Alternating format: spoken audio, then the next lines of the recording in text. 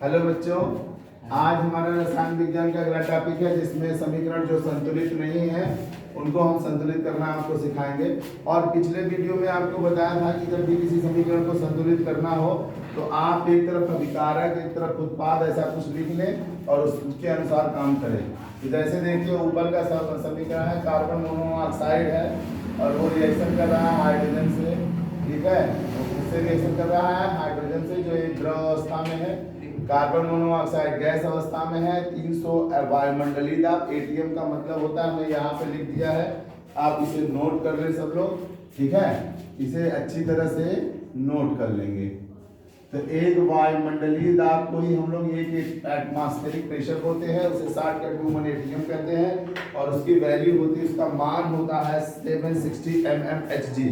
इसे पारे पर मेजर किया जाता है। हालांकि दाब के और भी बहुत सारे मात्रक हैं, पास्कल है, बार है, टोर है, ठीक है ना, बहुत सारे हैं। तो इनमें से हमारा यहाँ पे हम लोग mmHg में लिए हैं।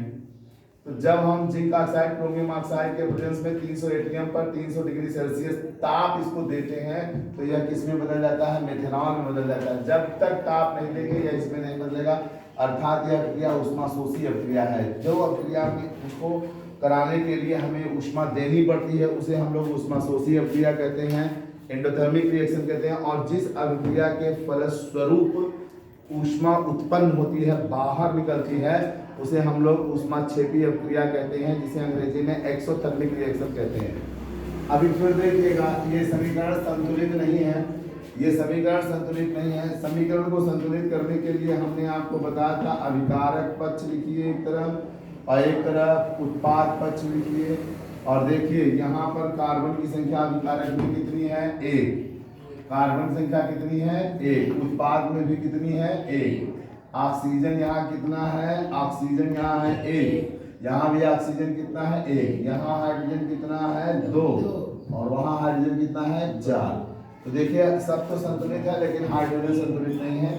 तो उसे संतुलित करने के लिए हम लोग क्या करते हैं, यहाँ पर देखिए कार्बन मोनोऑक्साइड को वैसा का वैसा रहने देते हैं गैस अवस्था में, हाइड्रोजन को हम अमाउंट 2 गुना कर देते हैं, यहाँ 2 लिखते हैं लिक्विड अवस्था में। फिर वही 300 ताप पर 300 वायुमंडलीय दाब पर जिंक ऑक्साइड और क्रोमियम ट्राइऑक्साइड जब रिएक्ट करते हैं तो मेथनॉल बन जाएगा। अब देखिए यहाँ 4 हाइड्रोजन है, यहाँ 3 1 4 हाइड्रोजन।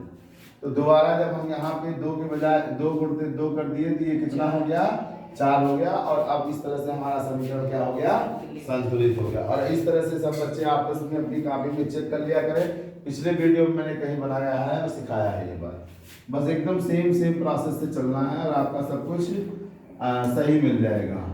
ठीक, केमिस्ट्री में आगे का नंबर इसे हम लोग स्टैकियोमेट्रिक नंबर बोलते हैं, ये बढ़ाने घटाने के लिए हम लोग फ्री हैं, इधर के नंबर मत टच करिएगा बस।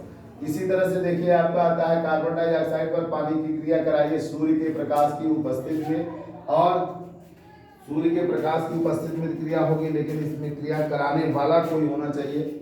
और क्रिया कराने वाला कौन है, हमारा क्लोरोफिल। जैसे आप अपने घर में खाना बनाते हैं तो खाना बनाने के लिए क्या चाहिए, आटा चाहिए, पानी चाहिए, या सामग्री चाहिए, पानी चाहिए।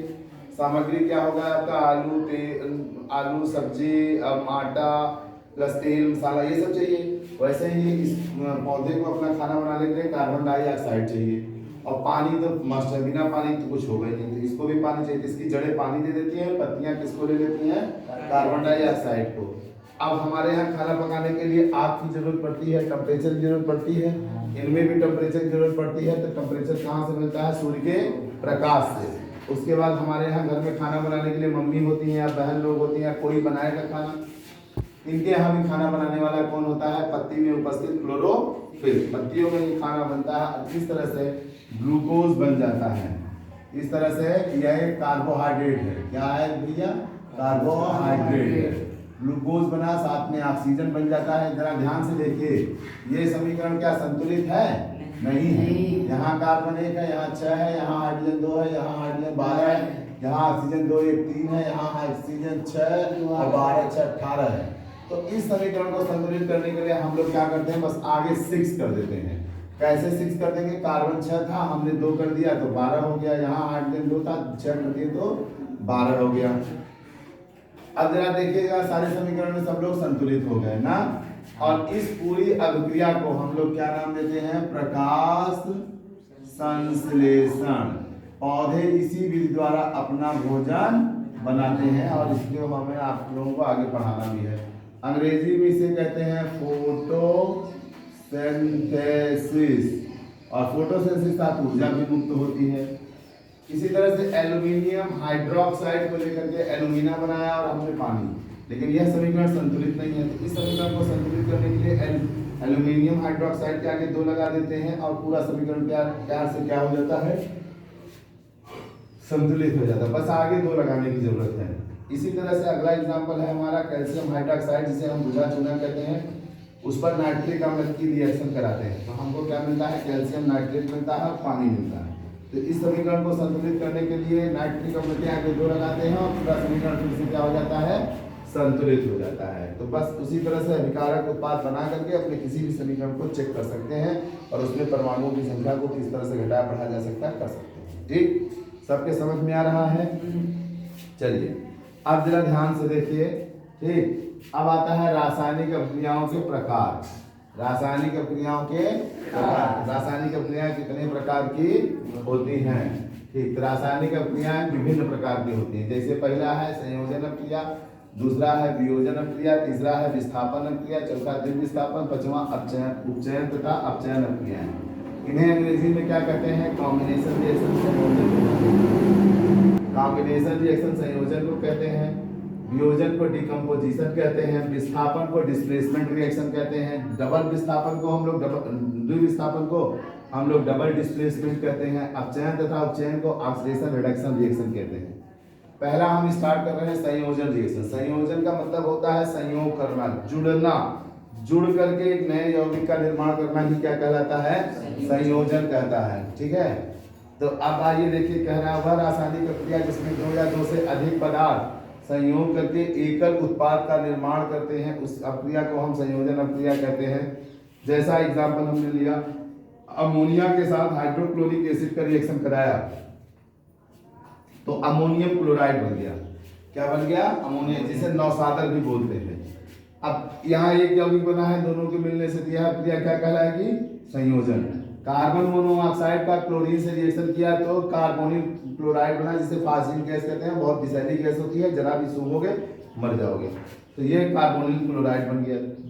तीसरा एग्जांपल है हाइड्रोजन और क्लोरीन को लिया तो हाइड्रोक्लोरिक अम्ल बना। इसी तरह से एथीन लिया और हाइड्रोजन से रिएक्शन कराया तो एक हाइड्रोजन इस पे आ गया, एक हाइड्रोजन इस पे, CH3 सिंगल बॉन्ड CH3 हो गया। और एक एग्जांपल लास्ट मैंने फिर क्या लिया? कैल्शियम ऑक्साइड, जिसे हम लोग खड़िया चूना कहते हैं, पर पानी डाल दिया।